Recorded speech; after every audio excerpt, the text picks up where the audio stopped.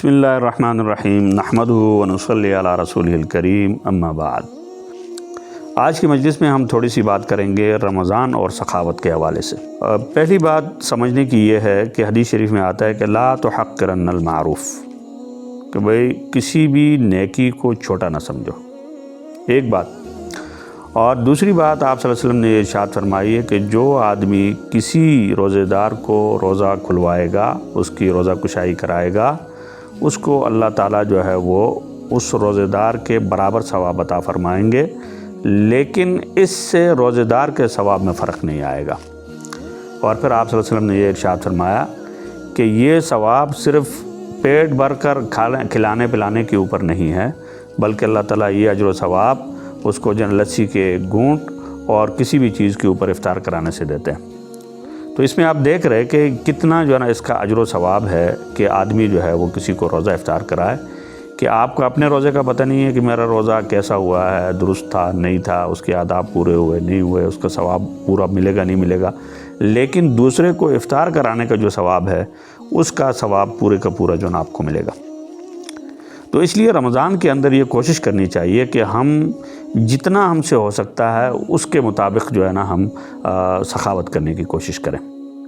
آپ صلی اللہ علیہ وسلم کی حیات طیبہ میں سخاوت تو ویسے بھی تھی، اور حضرت اماں عائشہ رضی اللہ تعالیٰ عنہ فرماتی ہیں کہ آپ صلی اللہ علیہ وسلم سارا سال سخاوت کرتے تھے، لیکن رمضان میں آپ کی سخاوت ایسے ہوتی تھی جیسے تیز ہوا چل رہی، ہوا کے جھکڑ چل رہا ہے۔ تو اس میں تیز ہوا کے چلنے سے مطلب یہ ہے کہ آپ بالکل ہاتھ انتہائی کشادہ کرتے تھے۔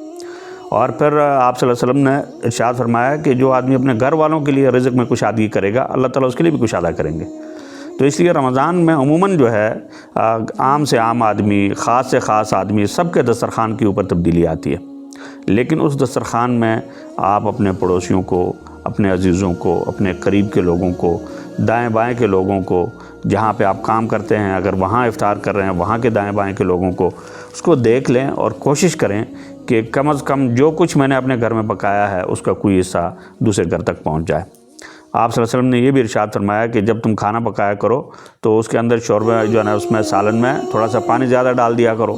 تو اب وہ پانی کے 1 چمچ زیادہ ڈال دیا، یہ 1 چمچ آپ نے کسی اور کو بھیج دیا، پڑوس میں بھیج دیا، ٹھیک ہے۔ تو اس سے جو سب سے بڑی بات ہوتی ہے وہ یہ کہ آپس میں ایک محبت اور الفت پیدا ہوتی ہے کہ جی فلاں گھر سے ہمارے پاس یہ چیز آئی ہے۔ اور دوسری بات یہ ہے کہ اس سے دلجوئی ہوتی ہے، ایک آدمی ایسا ہے کہ اس کے گھر میں ہو سکتا ہے افطار کا وہ انتظام نہ ہو جو آپ کے پاس ہے، اگر آپ کے ہاں سے کوئی چیز وہاں چلی جائے گی اس کے بچے خوش ہو جائیں گے اور ان کی افطار بھی خوبصورت ہو جائے گی۔ تو اس لیے اس میں کوشش کرنی چاہیے کہ ہم رمضان میں عقل خورے نہ بنیں، یعنی اکیلے اکیلے کھانے والے نہ بنیں، اور اسی طرح سے جس وقت ہم اپنا دسترخوان سے جائیں تو کوشش یہ ہونی چاہیے کہ اس دسترخوان سے حصہ دوسروں تک بھی پہنچائیں، اپنے پڑوسیوں کو، اپنے عزیزوں کو، قریب کے لوگوں کو، اپنے دفتر میں اگر آپ ہیں وہاں کے لوگوں کو، تو سب کے ساتھ آپس میں شریک ہو سکتے ہیں۔ اللہ تعالیٰ ہم سب کو عمل کی توفیق عطا فرمائے۔ وآخر دعوانا ان الحمد للہ رب العالمین۔